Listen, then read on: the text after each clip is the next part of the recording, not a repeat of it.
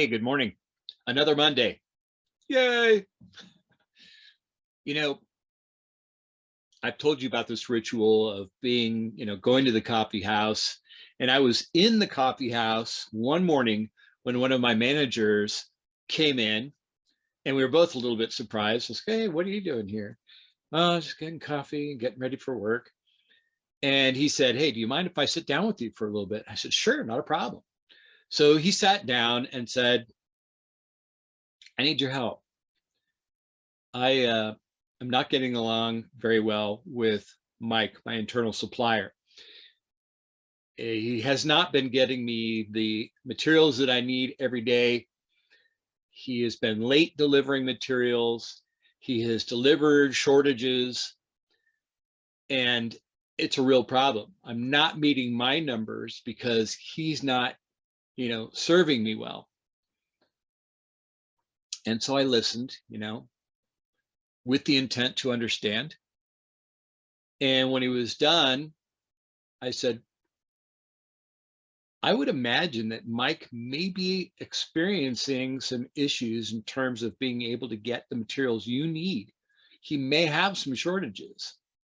Maybe you invite Mike to a cup of coffee and have him sit down and just ask him if everything's going okay and if there's something that you can do, or if there's something on your end that could help him out, or something that you're doing that maybe is hindering him from being able to deliver what you need on time. And he kind of had that thoughtful look on his face. And I said, look, conflict is what happens when an individual or group's needs are not being met. So you're very clear on your needs that aren't being met. But what about Mike's? Have you taken the time to really understand what's going on in his world before focusing on how it's affecting your world?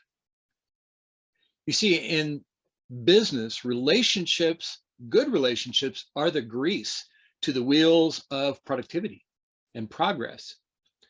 And so that puts a demand on us to be compassionate, be there genuinely and sincerely, to be a part of the solution instead of part of the problem. It's so easy to sit back and complain when things don't go our way.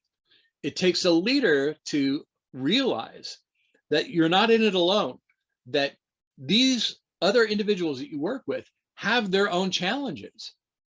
And if we take the time to ask how they're doing and listen to the challenges that they face, we better understand why we have the situations that we don't want. And perhaps if we work together in sharing information and sharing ideas, and just sometimes just working through the challenge with the other person, when you've got someone on the other side of the conflict who's willing to work through it with you, that once you're able to resolve it and help that other person, a better relationship cannot help but unfold as a result. It's not easy. But you know what? Those things that are most valuable in life are rarely easy. They take work. They take persistence. So this tip of the week is to be there for those people around you. And I know it seems like it takes a long time, but as my old mentor, Stephen Covey, used to say, that with people, fast is slow and slow is fast. Meaning if we take time and we invest time in our relationships, it will pay off huge dividends and will end up making us time instead of taking us time. So again, go out there, have a great week, and I will see you next Monday with my cup of Joe. Good stuff.